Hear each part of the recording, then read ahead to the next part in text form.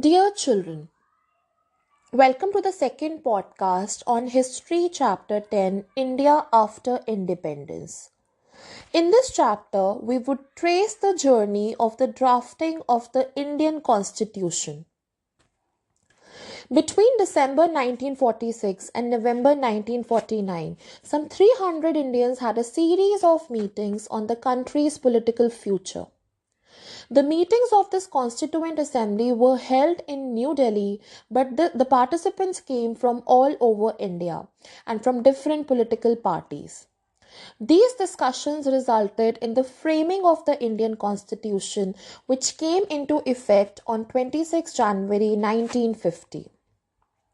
One feature of the Constitution was its adoption of universal adult franchise. All Indians above the age of 21 would be allowed to vote in state and national elections. This was a revolutionary step, for never before had Indians been allowed to choose their own leaders. In other countries such as the United Kingdom and the United States, this right had been granted in stages. First, only men of property had the vote, then men who were educated were also added on. Working class men got the vote only after a long struggle. Finally, after a bitter struggle of their own, American and British women were granted the vote. On the other hand, soon after independence, India chose to grant this right to all its citizens, regardless of gender, class, or education.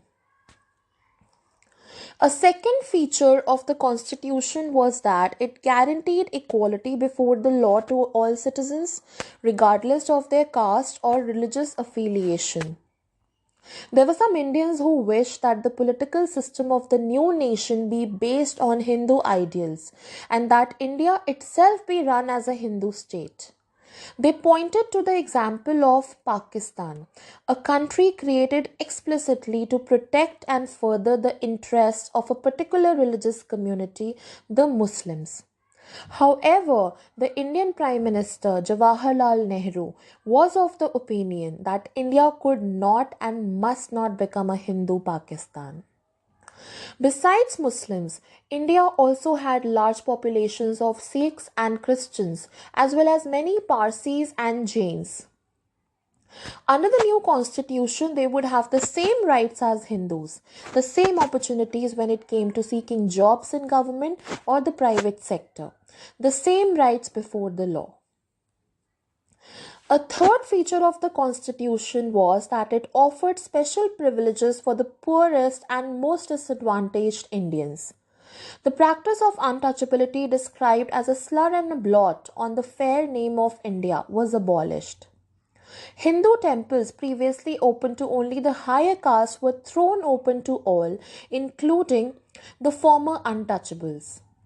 After a long debate, the Constituent Assembly also recommended that a certain percentage of seats in legislatures as well as jobs in government be reserved for members of the lowest caste.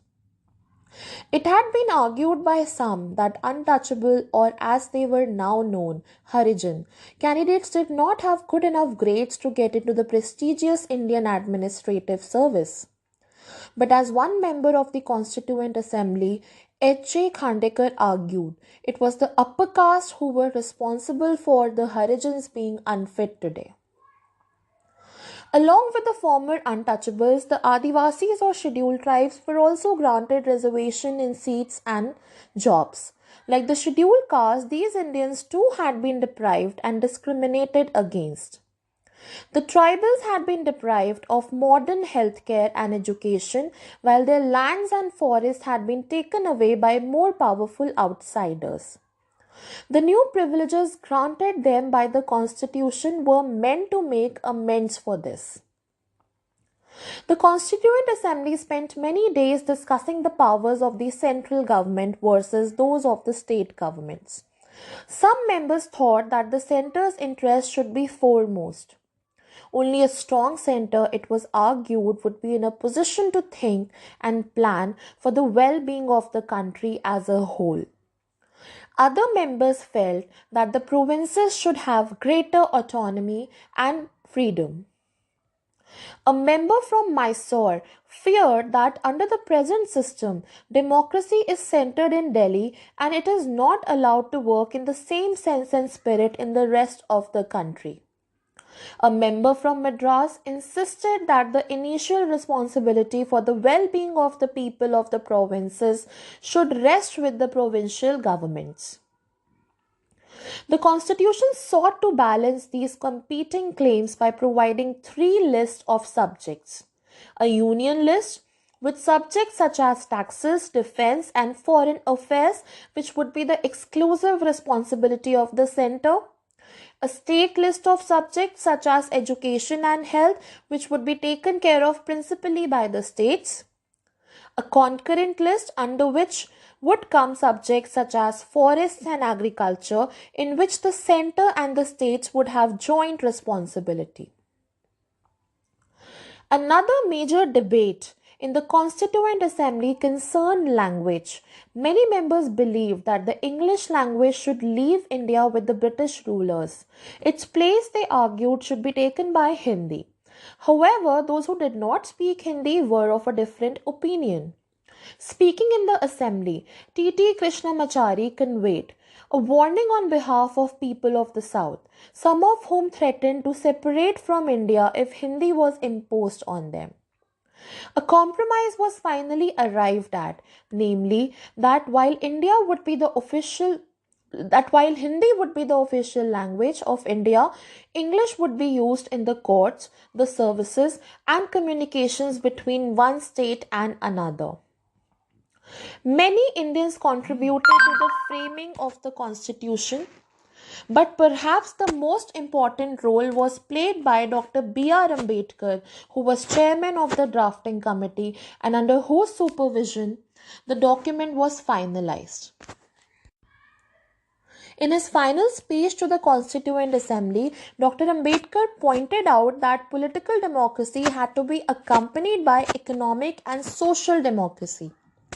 Giving the right to vote would not automatically lead to the removal of other inequalities, such as between rich and poor or between upper and lower castes. That is all in this podcast. Thank you.